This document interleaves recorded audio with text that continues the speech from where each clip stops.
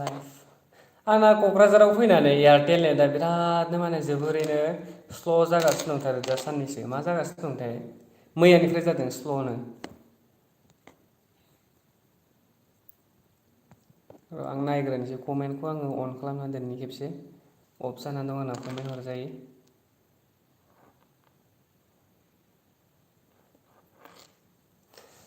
रतन बर' दानि बसुमतारी हेल' ब्र' हेल' आदा मा खबर मोजां हाय हेल' हेल' हाय आदा गुड इभिनिं हा गुड इभिनिं इभिनिं जाबायानो नामा औ 1:43 आय माला माला टाइम जाखो क'क्राझाराव दंना आदा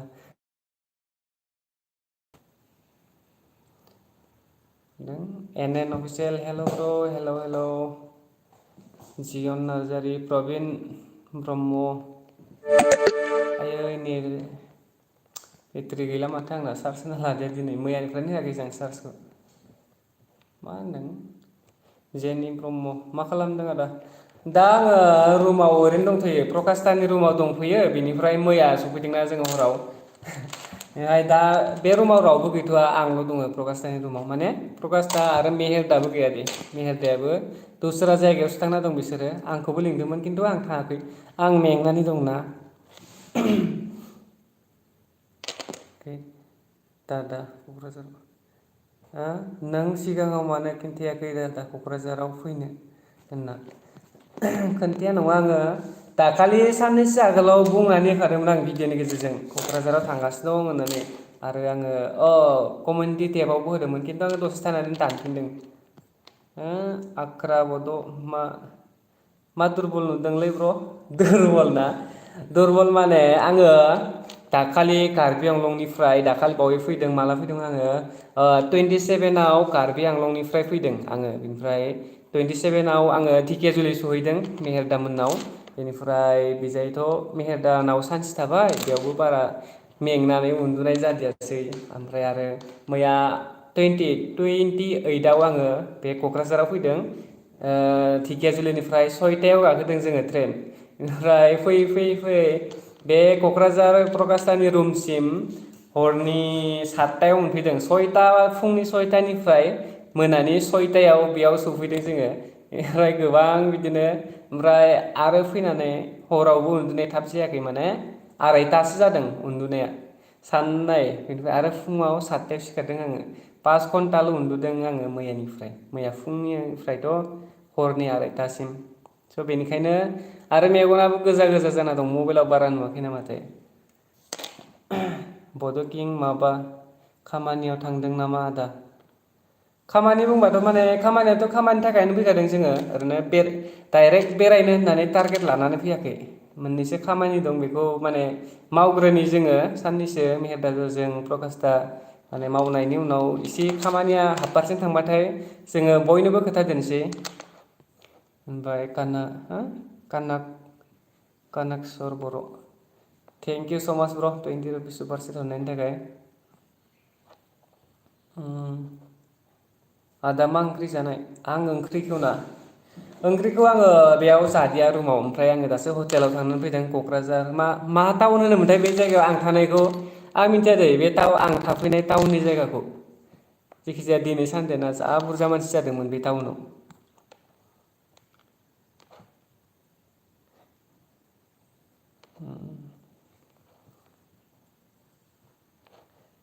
जा लोगो हमगोन फ्रिदम बसुमतारी लोगो हमगोन माने आङो दा क'क्राझारनि बे जायगायाव मा जायगा बेरायनो गोनां जायगा आं जेबो मिथिया दिनैसो मैयासो आङो फार्स्ट टाइम क'क्राझार फैदों इंलिश मेकारखौ लोगो हम ब्र' बेखौ लोगो हमनो सानदों दा साननैसोनि उनाव थांनाय जागोन बायदि जेब्ला टाइम जागोन माने खामानि बिजि गैया जागोन स' आङो दिनै रेस्ट लानो थाखायसो आं बे रुमाव थालांदों नङाबाथ' आंबो दा मेहेरदामोनजों थांबायमोन दस्रा जायगायाव दा मेहेरदामोना न'आव गैया आंल' दं हारसिंनो दिनै एसे रेस्ट लादोंसै ओरैनो उन्दुनायबो जायाखै नालाय दाखालिनिफ्रायनो मेंगासिनो दं आरो सानसे गारि गाखोनाय मैयानिफ्राय दाखालिनिफ्राय सायखं बसुमतारी फै बाजै हटेलाव फै लोगो हमनो बाजै हटेलाबा बबेयाव जाखो गोदान हादाननो आं दा सिनाया जायगाखौबो नामफोरखौ मिथिया आरो आङो बे आं थानाय एरियाखौल' आङो जेसेबांखिनि आं बेयाव थानानै नुहुरदों बेखौल' नुहुरनाय आरोना दस्रा जायगायाव बेरायाखैबो मानो होननानै बुङोब्ला मालाय बेसेबां न' खाथि खाथियावनो न' गोजाना जायगाया आरो आङो क'क्राझारखौ आङो दिनैसिम सानाव नुवाखै मैया हरावसो फैदोंना बोरै लाना फैखो आंथ' नुहुरा हरावथ' गोजानाव नुहुरखाया नालाय स' क'क्राझार मा जायगायाव दं ब्र'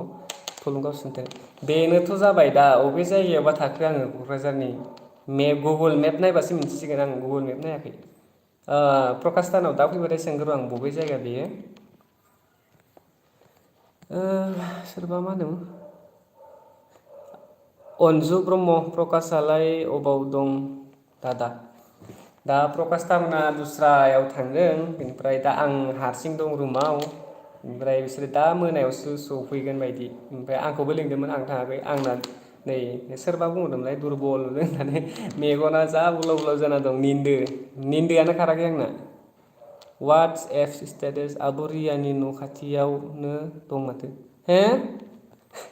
आंनो मिथिया नोंसो मिथिहरबाय आरोना औ खाथिनो जागोन नोंथाङा जेबो नङा अबे जरावबा दं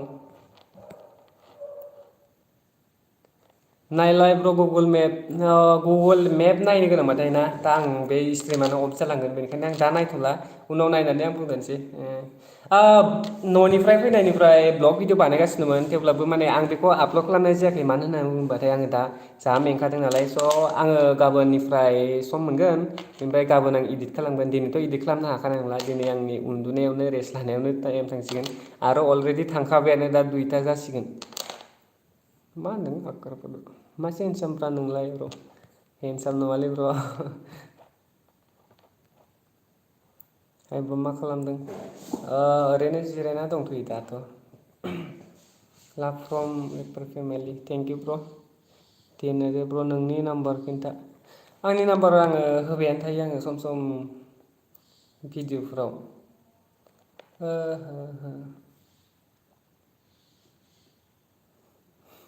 एस बि ब्लग औ गुगोल नार्जारि लाभ फ्रम बेंगालर थेंक इउ स' माच ब्र' थेंक इउ स' माच बिशाल मार्केटनि उनथिं ना आइ डन्ट न' ब्र' मिथिया आङो बिदिनो जानांगौ नों मिथिनाय बायदिब्लाथाय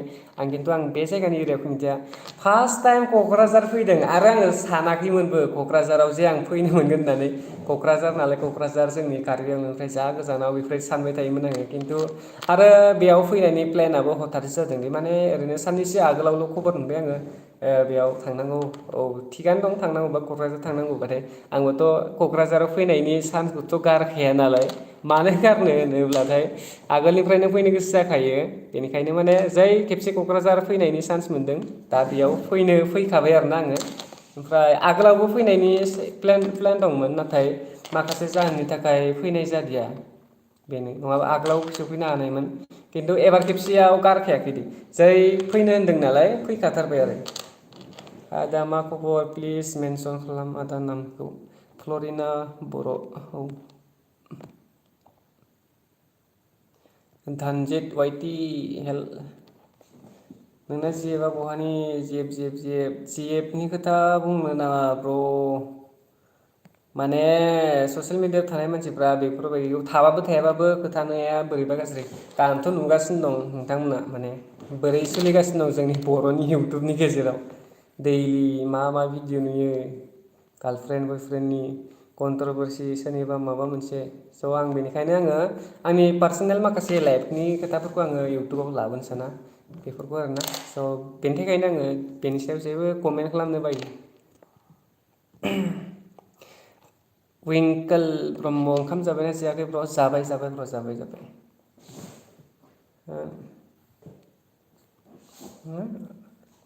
बेरखां मोसाहारि आब' मिथि दंफैयो बल खेलायाव बल खेलायाव ना आब' मिथि आं दाखालि एसे मिथिदोंमोन खिन्थु बे जायगायाबा आब' मिथि थानाय जायगायाबा बबे साइडआव दा आंनिफ्राय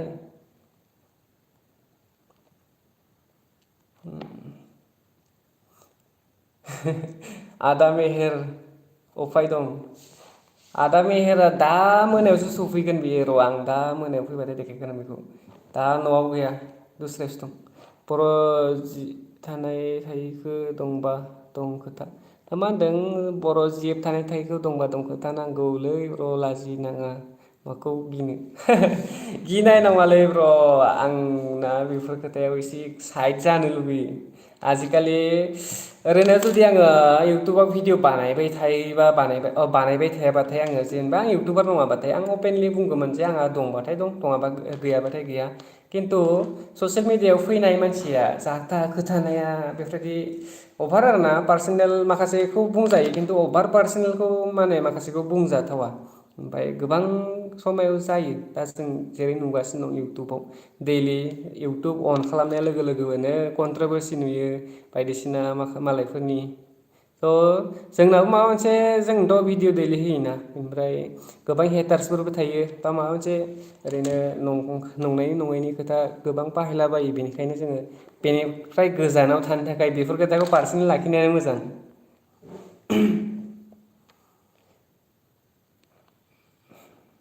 गरदगोन ना बिकास फाग्ला मेरदा गरदगोन ना गरदा उन्दुबाथाय बेना जा फाग्ला मेरदाया गरदोना गरदा उन्दुनायाव उन्दुजेननायनिफ्रायनो खिफिबाय थायो मानसिया बिराद फाग्ला मैयाबो आरो हराव आंहा गोजाङो बियो आरो गस्ला खुना लानानै फेन लागायनानै उन्दुबाय थायो हराव। एस ब्लग भिडिअ सोरनाव दं आगै क'क्राझाराव आङो दा प्रकास दानि रुमाव दङ बे जाय बि एम सेदब स्टुडिअआव दं आङो दा जतिबद औ ब्र' 100K भिउवाराव बेसेबां डलार फैयो 100K भिउआव बेसेबां डलार फैयो डलारखौथ' बुंनो थाङोब्लाथाय $1 75 रुपिस ना स' 100K भिउआव 100K भिउआव बेसेबां माने इनकाम जायो आरोना नों सोंनाय मथेबाथाय स' बेयो सम सम नों जुदि 8 मिनिटनि भिडिअनि गाहाय 8 मिनिटनि भिडिअबाथाय एसे इनकामा हाइ जागोन जुदि नों 3 मिनिट 4 मिनिटनि भिडिअबाथाय इनकामा खम जागोन आरो माने ओरैनो नोङो समायाव ओरैनो 4,000 मालाबा 2,000 भिउआव $1 मोनो मालाबा 4,000आव $1 मोनो आरो सोरबा सोरबा 10K भिउआवसो $1 मोनो माने गेरेन्टि गैया जेसेबां माने 100K भिउ फैबानो जे एसेबां डलार मोननांगौ बे खोथा नङा स' सोरनाबा माने 200K डलाराव जेसेबांखिनि मोनो बेखौ माने सोरबा सोरबा 50K भिउआवनो एसेबां मोनलांगोन आरो माने उल्था जायो। मा ओंख्रि जाखो आदा ओंख्रि जानाय माने ओंख्रि जायाखै आं हटेलावसो जाहैदोंमोन खिन्थु ओंखाम जाद्रायाखै आङो दा मोनायावसो जागोनसै। माबायदि मोनखो आदा बड'लेण्डआव फैना बड'लेण्डआव फैनायनि गोसोआथ' आंनाव आगोलनिफ्रायनो दंखायो खिन्थु आङो फैनो मोनाखैमोन सानसेबो आरो आं फैगोन होननानै सानाखैमोन आरो दा फैनाय बायदिब्लाथाय जोबोर हथादै जादों खबर मोननायाबो बड'लेण्डआव थांनिथ' होननायखौ स' आङो मिस खालामाखै आरोना जै फैनो मोनदों फैखाबाय आङो आरो मोजाङानो गासैबो बर' आं जेसेबां नायदों बर'आनो गोजा खाथि खालाफ्रावबो ओमफ्राय बर'नि जायगा नालाय आंबो बर' बेबो बर' आरो बर'नि जायगा स' आं मोजां मोनखागोन अलरेडि आरो आं फैनो गोसोखा बेयाव बर' खस्थ' गोबांनो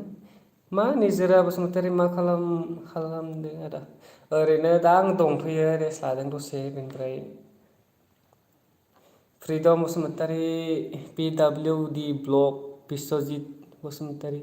वाट्सएप स्टेटास केबि बड' दिप्तिल जुमन अफिसियेल आक्राम बड' माला हाबा खालामगोनलै नों ब्र' हाबा खालामनाया ना हाबा खालामनाया आं सानथ'वाखै दे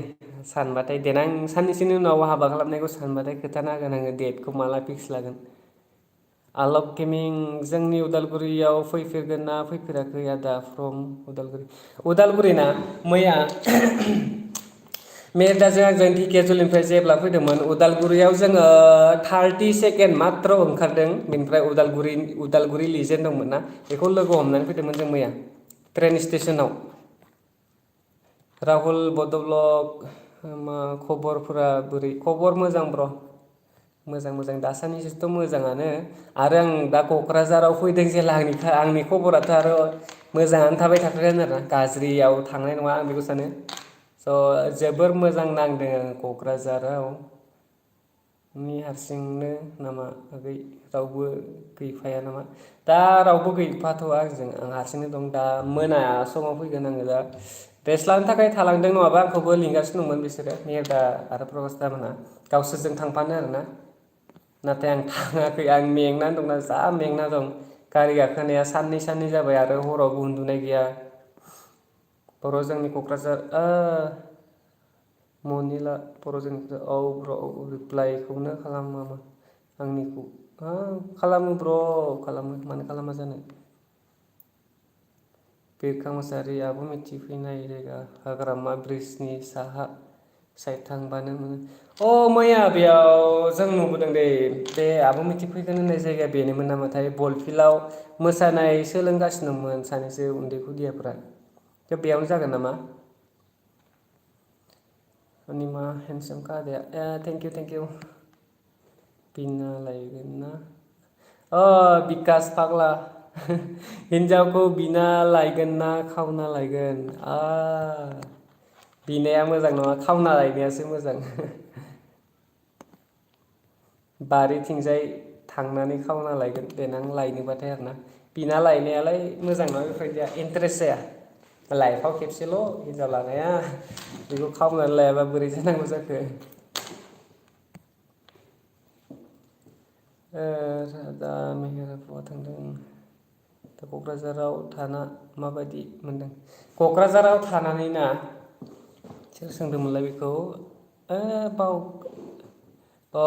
जिउसार बसुमतारी आदा क'क्राझाराव थाना माबोरै मोनदों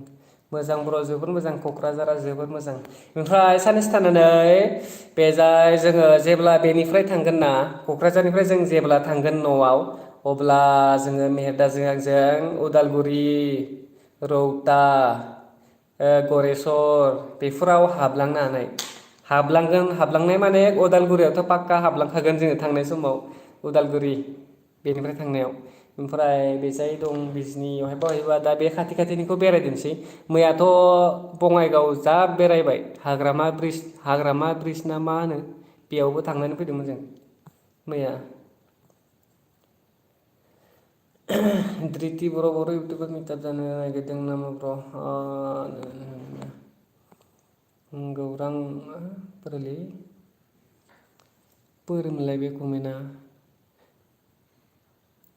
गौराङाव बेरायहैदो ब्र' गौराङाव ना गौरां पार्क जोबोर खोनाबाय बे जायगाखौ बे जायगानिफ्राय गोजान जायो नामाथाय क'क्राझारनिफ्राय एसे गोजान जायो बायदि मोनदों आङो दिब्लग स्टेटास किं 19 रुपिस सुपार सेट थेंकिउ ब्र' थेंकिउ रिंकुमनि दैमारि आंनि कमेन्टखौ फरायानो आदाया फरायोथ' समायाव नुवा जाहैयो आरो समायाव बेफोरबायदि कमेन्ट हरबासो आंनि कमेन्टखौ फराया होननानै लिरनाय समावसो बोरैबा थिगनो नुफ्लाङो आरो खौ एसे फिदिंलाय केमेराखौ फिदिंलाय आदा बड'सा नार्जारि बेजाय नामा नै बेजाय प्रकास दानि मालाय डेक्सटप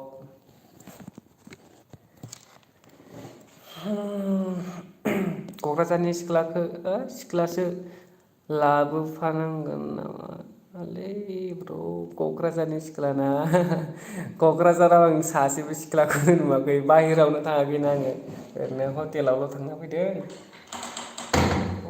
अफायनि बारफैखो बेलाय इसेबां गुसु गुसुनो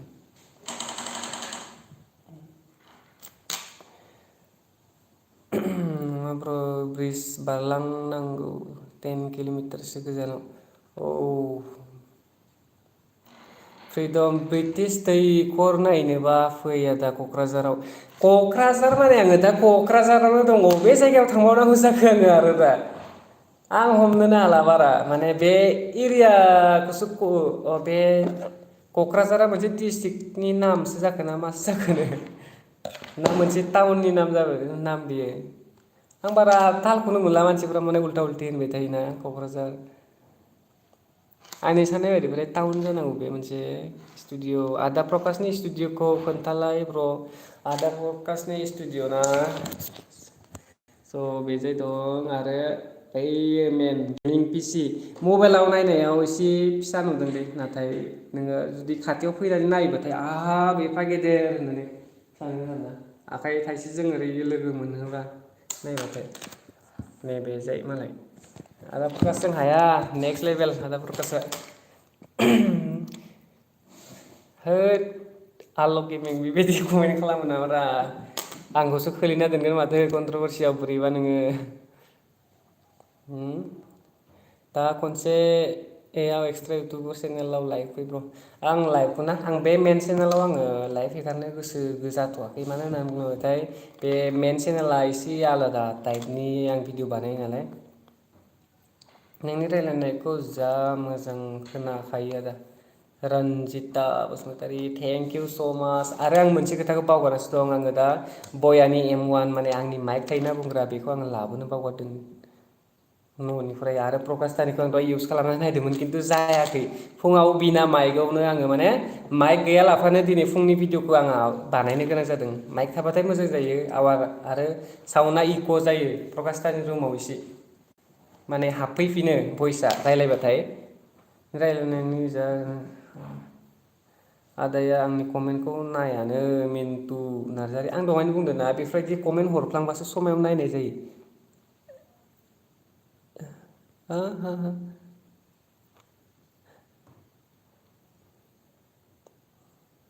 सोर दा औ र' दैमालु दैमारि हाय आदा मा खबर मोजां ब्र ओरै क'क्राझारा मोनसे डिस्ट्रिक्ट क'क्राझारा मोनसे डिस्ट्रिक्ट आं बेखौनो सानबाय थायो माने कनफिउस जागासिनो थायो मानसिफ्रा उल्था उल्थि बुंबाय थायोना बेनिखायनो माने एसे आं कनफिउस जादों आरोना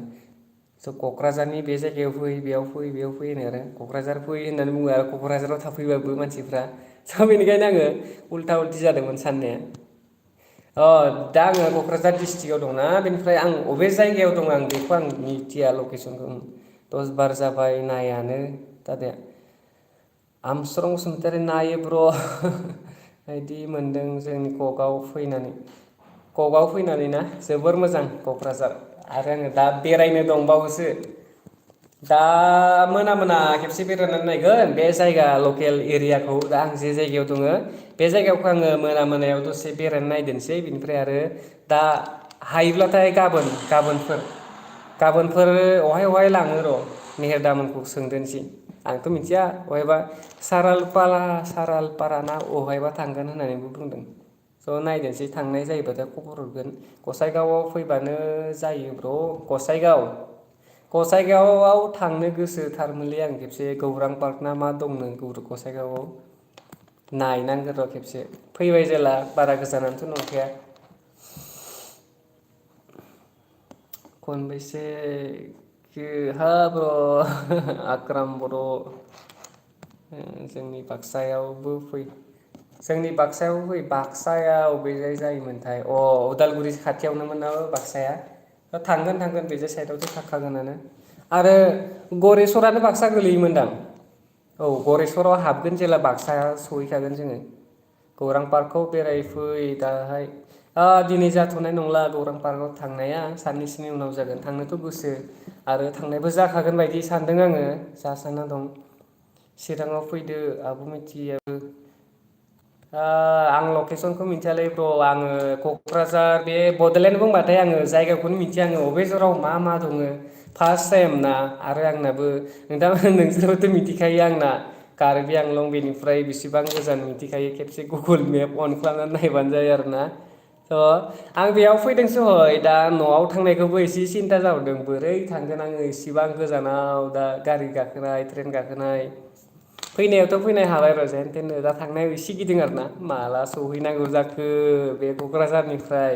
माने थांबाथाय आरोना दानोथ' थांनो गोसो गैखाया आङो क'क्राझारनिफ्राय माने साननैसो थागोन बेयावनो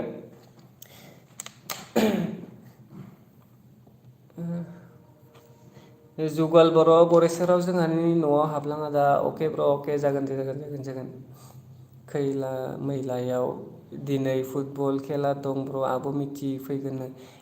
आब' मिथिगौ ना आं बावदोंसो दा खेबसे ना बिजि थागोनथाय कल खालामना नायगोन र' आं दाहाय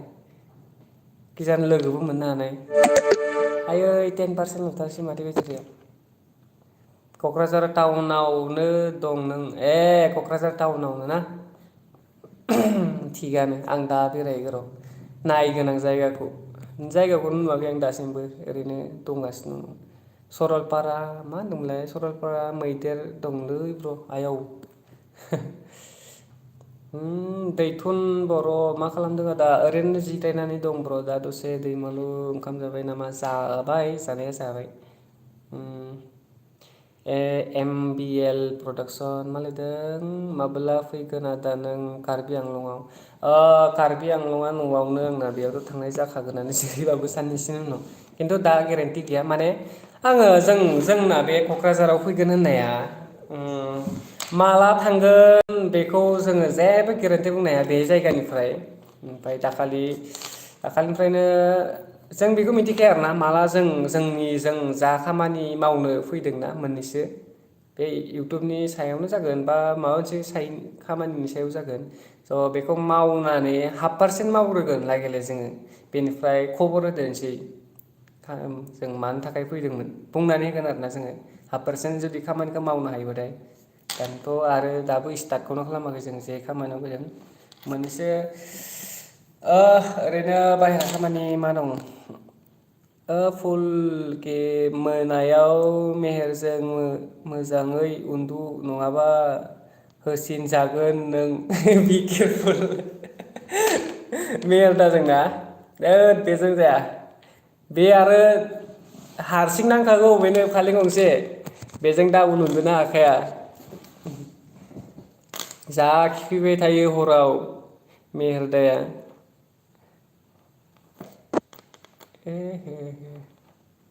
बिशाल मार्केट हेल' मा खबर आदा मोजां ब्र' बनब दैमारि बिक्कि बर' ककआव माबायदि ब्र' ककआ जोबोर मोजां दे आं माने जोबोर मोजां नांदों बे जायगाखौ आं दा बेरायगोन बेरायनानै ओमफ्राय ब्लग फैगोन ब्लग भिडिअखौथ' आं गाबो स्टार्ट जाखानानै दं खिन्थु इदिट बानायनो हायाखै लासै लासैनो इदिट बानायगोन होगोन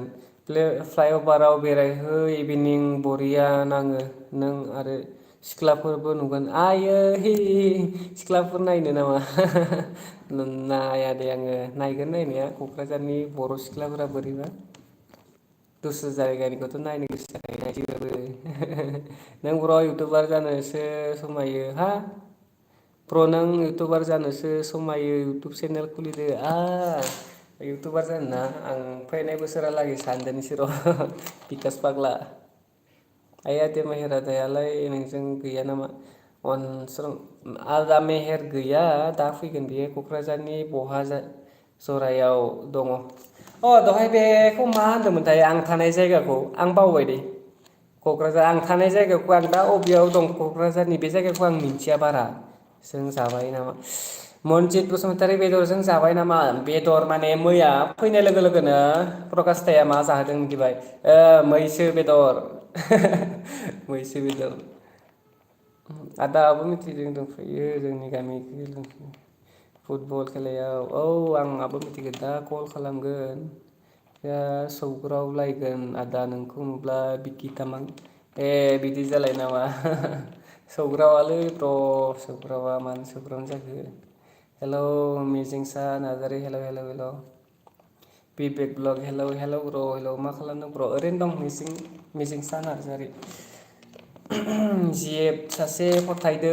मनजित बसुमतारी जिएफ ना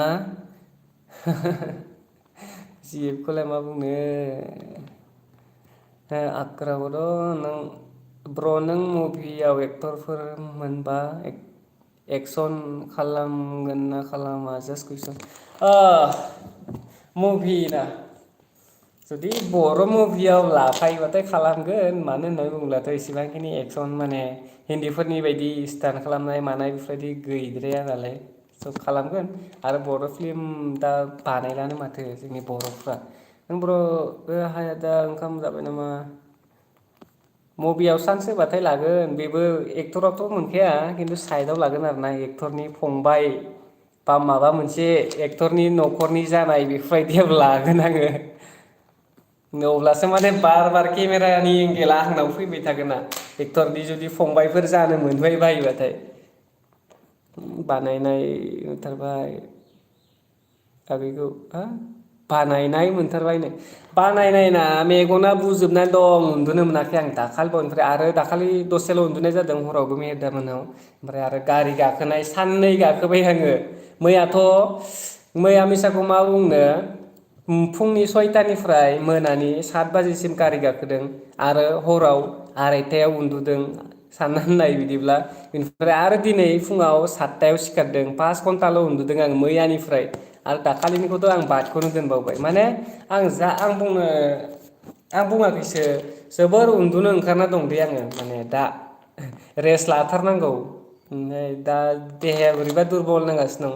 उन्दुनो ओंखारनायजों रेस्ट मोनाखैना एसेबो आरो बेरायबाय गोजान गोजान ट्रेभेल खालामनाया माने गारि गाखोनाय मानाय जोबोर मेङो बे बयसखौ लोगो हमनो फै बे थांगोन साननानै दं आङो माने जेब्ला न'आव थांफिनगोन ना जोङो अब्ला हाबलांगोन गरेस्वर दुखुआवबा लागोन ना लाया दाकुआवबा लागोन ना लाया एक्सनखौ दाकुबाथाय माथो एक्टरजों दाब्राय दाब्राय बुजानायसो जागोनलाय होसो होसोनो दावराय होसो जोंना रायलायनाया एसे आलादा जायोलै कार्बि आंलंनिबाबो माने जोंना आलादा आलादा थायोना बर'ना बेनिखायनो आंना माने आलादा जायो बेफोरबायदि कार लादो आदा औ बे बुसखौ लोगो हमनो फै थांगोन र' आजित सरगियारि उन्दुदो ब्र' रेस्ट लादो आंना उन्दुनोथ' जा गोसो जादों ओमफ्राय आङो माने आं उन्दुनो गोसो हाला बायदिनो आरोना माने निन्दो जा जाना दं आं दा खिन्थु आङो उन्दुनो ओंखारा मानोबा हरावबो उन्दुनो ओंखाराखै खिन्थु मेंदों मेंनाया थेवब्लाबो आरो उन्दुबाबो दसेनो सिरि मोनबाथाय उन्दुनो हाला मा जायोथाय आं आगोलनिफ्रायनो बिदि दाबो खिन्थु मेगना गोजा जालायना दं खिन्थु आङो दा उन्दुवाखै थेवब्लाबो माने उन्दुनाय होननायखौ मानो एसेबां मेगननिन्दो थाबाय थानाय बांसिन बेफोरबायदि जायो उन्दुनो गोसो गैया खालि ओरैनो थाबाय थानाय मानाय मेंबाबो नै आं दा एसेबां मेंना दं थेवब्लाबो जेबो नङा आदा गसाइगावआव फै गसाइगाव थांगोन खुलुमबाय नोंथां बड' आन्थ' खुलुमबाय ब्र' हाय आदा सोर सोर दं नोंजों आंजों दा रावबो गैया ओमफ्राय क'क्राझार साननैसो थानानै जा बेरायदोनसै बेराय जायगा नायदोनसै क'क्राझाराव मा दं मा गैया बेखौ नायदोनसै बिनिफ्राय लासैनो न'आव ओंखारलांदोनसै आरो बेनिफ्राय टारगेटथ' लायाखै न'आव थांनायनि दानो बेरायगोन जा बेरायगोन मैया सफैनायाथ' जोङो बे क'क्राझाराव सफैयाखै गसाइगाव बङाइगाव मामोनथाय गसाइगाव ना बङाइगावमोन गसाइगाव नङा बङाइगाव नामफोरखौ बावगारो आं फैफेरा मानसिना बङाइगावआव जा बेरायबाय मैया उदालगुरियावबो हाबलां ब्र' हाबलांगोन सोलायनायखाय उन्दुनो ओंखाराखै एसे गोबाव जाबा उन्दुलांगोन अके ब्र' जै उन्दुबाय होनबाथाय गैखाला आरो आङो आदा अखा हायाखै नामा अखा हायाखैलै कार्बि आंलंआव हादों कार्बि आंलंआव हादोंना दा आं बेयाव थानायाव हायाखै आदा मा ओंख्रि जानाय ओंख्रिखौ आं ओंखाम जायाखैलै हटेलावसो आङो ओरैनो माबा माबि जाहैना दं उन्दुनो ओंखारबायबा आदा आं बेखौनो सानदों आंबो उन्दुदोंसै इंलिस मेकारखौ दा लोगो हमनांगोन बेखौ टारगेट लानाय बायदिनो जादों माने मैया बिदिनो लोगो हमनाय जागोन बायदि मालायसो बेरायसोदों मेथाइ लाबोफा मेथाइ जानो क'क्राझारनि मेथाइ लांफागोन दे देनां थांबाथाय फेसबुक पेजखौ माबोरै भिउ बाराय होनो हायो फेसबुक पेजावनो ओरैनो नर्मेल भिडिअ होबाथाय जायालै ओमफ्राय सेयार खालामजानाय भिडिअ होनांगौ एसे बड' आलिट वेलकाम टु बिटिआर ब्र' बिटिआर थेंक इउ ब्र' थेंक इउ सिनायदोंना सिनायाखै ब्र' अमा बेदर जाना फैनाया नोङो सानसे ओरै आदा मिलन सारखौ हेल' आदा हेल' ब्र' आदा मिलन सारखौ सिनायो नामा कार्बि आंलंनि बेबो बिसिनि उदालगुरियाव कार्बि आंलंनि आं सिनाया दे माने इसेबां माने जायगा दस्रा जागोन नामा आदा अखा हादों हायाखै जोंनाव हायाखै सान्दुं दुंदों हाय आदा मा खबर मोजां ब्र' माथो ब्र बावगाराखैलै मानो बावगारनो नोंलाय आरो आं सोरखौबा नुबाथाय आं बावगारखाया। राजा खुंगुरखौ लोगो हमाखै नामा? मनजित बसुमतारी आदा राजा खुंगुरनि नङाना बबेयावथाय आदाखौ राजा खुंगुरनि नङा आं बावगारदों दै आं रायज्लायनो मोनाखै आदाखौ राजा खुंगुरजों खेबसेबो दस्राजों रायज्लायजोब्बाय खिन्थु आं बे आदा राजा खुंगुरखौल' आं रायज्लायनो मोनाखै आरो बेनि न'आ बबेयाव दंथाय आं बेखौबो मिथिया आङो बे जायनि नामा क'क्राझारनि नामा आदा राजा खुंगुराबो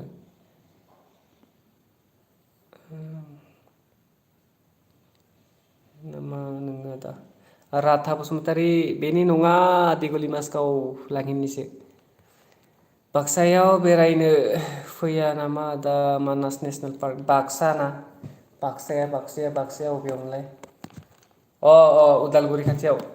जा गोजान माथो बे क'क्राझारनिफ्राय थांगोन बे साइदआव राजा खुंगुर औ राजा खुंगुरा बेनोना सेरफांगुरि अबे जायबा दङ बेबा आं मिथियालै आं नामखौ बुंहरबाबो आङो जायगाखौ मिथियाना आं फैफेराखै दासो फार्स्ट टाइम बेराय जागोन जाया क'क्राझारनिफ्राय बारा गोजान जाया क'क्राझारनिफ्राय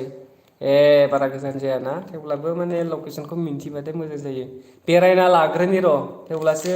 माने जायगाफोरखौ एसे मिन्थिना लाग्रोनि अब्लाथाय बुंनाय लोगो लोगोनो मिथिसिगोन आरो माथो बेयाव बे जायगाथिंजाय थांबाथाय मोनो बिदि जाहैगोन आरो क'क्राझार बिराद बिजिथार हे राजा खुंगुरा क'क्राझारनि खाथि जायो क'क्राझार भिडिअ लाबोगोन ना लाबोआ क'क्राझारनि भिडिअ ना क'क्राझारनि भिडिअखौथ' लाबोगोन ब्लग भिडिअ अलरेडि रेडि जाखाबायानो माने शुट खालामनायफोरा आंनि ब्लग भिडिअआ मोननै रेडि जानानै दं खिन्थु इदिट खालामनांगौ इदिट खालामनानै आपल'ड खालामना होबानो जाबाय आं दा एसेबांखिनि टाइम हानाय नंला आं माने इदिट खालामनो ओमफ्राय आङो गाबोननिफ्रायसो स्टार्ट खालामगोन भिडिअ होनायखौ ब्लग चेनेलाव दै चार्जआ बेसेबां दं आदा चार्जआ बेसेबां दं माने 4% ल'थारसै माथो चार्ज होआखै आङो पावार बेंकबो दं खिन्थु आं मबाइल चार्ज होना लायाखै मैया जा चार्ज होना फैदों बेजोंनो सोलिगासिनो दं हरावबो होआखै आं आदा प्रकासआ मोनथियो बर' राजा खुंगुरखौ मिन्थिखागोन बे जायगायावनो बेरायबाय थायोना थाब होआ दा नायनोसै हारसिं फैदो नामा दा हारसिं फैयाखै प्रिति ब्रह्म हारसिं नङा माबा मेहेर आदा दं बेजों आंजों फैदों बे आङो कार्बि आंलंनिफ्राय हारसिं फैबाय ओमफ्राय मेहेर आदानि न'आव फैबाय ओमफ्राय धिकियाजुलिनिफ्राय जों आरो बेयाव फैबाय आरो सानै जानानै कार्बि आंलं टु धिकियाजुलि टु क'क्राझार आब' दैमुखौ लोगो हमला आदा बितरानि आब' दैमुना दैमु दि क्रिसना दैमु दि क्रिसन लोगो हमगोन बेखौ लोगो हमाबा बोरै जानांगौ जाखो मैया दाखालि फैयैनि आगोलनिफ्रायनो लिंगासिनो दं गावसोरनि न'आव गाबोन थाङा समफोरबो थाङा साननैसोनि उनाव थांगोन दैमु दि क्रिसनाव क'क्राझाराव मानोबा थांदों ब्र बेखौ लासैनो खोथा दोननोसै उनाव दा मोननैसो खामानिनि थाखाय फैदोङो बेखौ बे खामानि जोबबाथाय थांदोंसै चार्ज होदो आदा मबाइलखौ अके ब्र जादोंसै मबाइल आंनि अफ जाखासिगोन ओरैनोबाबो चार्ज गैला स' थेंक इउ स' माच ब्लग भिडिअ फैगासिनो दं आरो बहायबा बेरायनाय थांनाय जायोबाथाय एडभान्सआवनो खोन्थाखागोन मेहेरदानि नङाबा आंनाव लाइभ फैनानै जोङो कार्बि आंलं मा गामिनि नों आदा माइनाव बसुमतारी कार्बि आंलं मा गामिनि ना आङो कार्बि आंलं लांहिन टाउना लांहिन ओमफ्राय गामिनि नामा दिगुलि मासकाव होननानै बुङो 1 नाम्बार क'क्राझार मा गामियाव फैदों क'क्राझार आङो क'क्राझारखौल' मिथियो बेनिफ्राय क'क्राझाराव मा गामि दं आं बेखौ जेबो मिथिया दा आरो बेरायनो मोनथ'वाखै नालाय आङो जास्ट फार्स्ट टाइम उनाव आं मिथिबाथाय बुंदोनोसै क'क्राझाराव आं अबे जायगायाव दं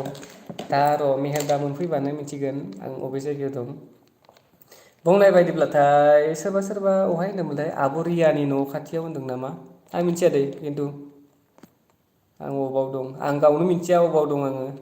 जनादिप आर गयारि हाइ ब्र' हेल' माला फैगोन न'आव थांनायनि टारगेट गैथ'वा साननैसो थागोन बे जायगायाव लाभ इउ फ्रम बाक्सा ब्र' थेंक इउ अजित सरगियारि मनजित बसुमतारी बाय आदा अके बाय आंबो दोननोसै चार्ज गैला आंना आंबो क'क्राझार गामि दादा नों बिया जानाय नि हा दादा नों बिया जानायनि ना मा बिया जानायनि ना हाबा जानायखौ सोंदों नामा आंनि जायाखै ब्र' बेखौ सोंदों माथो जिएन ब्लग आंबो क'क्राझारनि क'क्राझारनि ना क'क्राझार अबे जरनिबा अबे जायगानिबाथाय क'क्राझार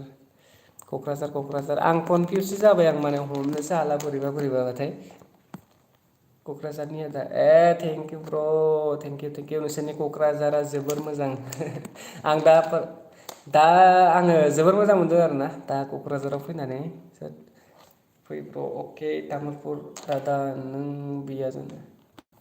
क'क्राझार